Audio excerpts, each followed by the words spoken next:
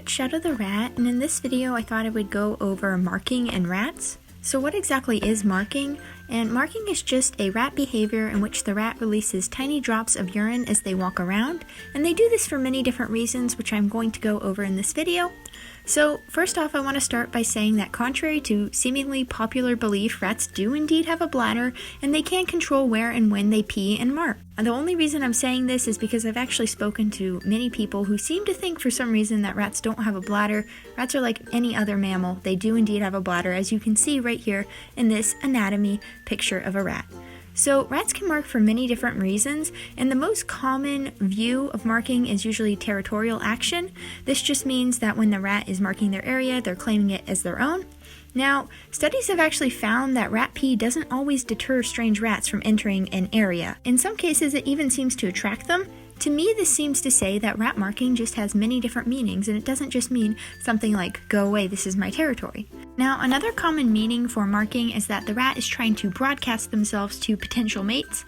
Essentially, this marking can tell a male that a female is in heat, or it can tell a female what position the male is within their social structure. How much rats mark can also very much depend on their hormones. For example, male rats will mark more or less depending on their testosterone levels, and they will also mark more if they are intact.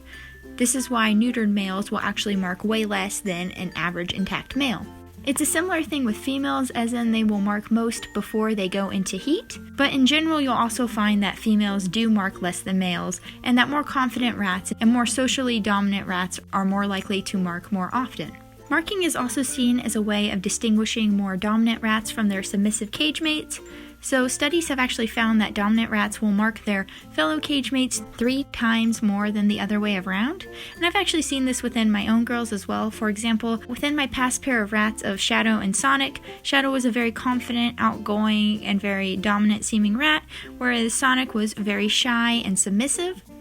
So usually when it came to situations where they were marking each other, it was definitely Shadow who was doing the marking more often than her sister. Now, another interesting thing is that rats can actually use their marking trails to figure out where they've been. You'll notice that any new objects in the cage will be marked pretty quickly, and that if you move these objects around, the rats will often remark them just to remember their new location. Rats can also mark to make an area smell more like them, and this seems to make rats feel more confident and safe in the area, which is one of the reasons that I think that rats enjoy free range and other areas more after they've been there a few times and they have had time to get their scent around the area. If a rat marks you, you can actually see this as a compliment because this is basically the rat claiming you as a part of their group. However, I have noticed that most of the time only the more confident rats will mark you. I haven't had males yet, so I can't comment. However, among my females, only Shadow and Latte mark me pretty much constantly, whereas the other girls will mark me once in a while, but it's much more touch and go. And my shyest girls, Cream and Sonic, actually never seem to have marked me. Now, another reason that rats will mark is to distinguish things like food as safe to eat. Because rats physically can't vomit, they tend to stick to foods that they know are safe.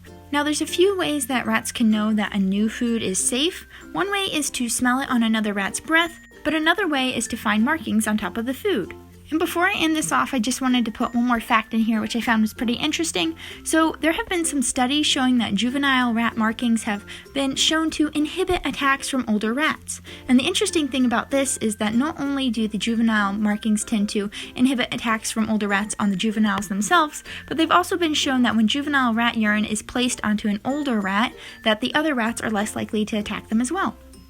Okay, so that's really all I have for you. Just remember that all in all, marking is really just a method of communication for rats. It can seem a little gross to us, I know, but it's just another way that the rats can communicate with each other. So thanks for watching, and I hope this was helpful, and I hope to see you next time.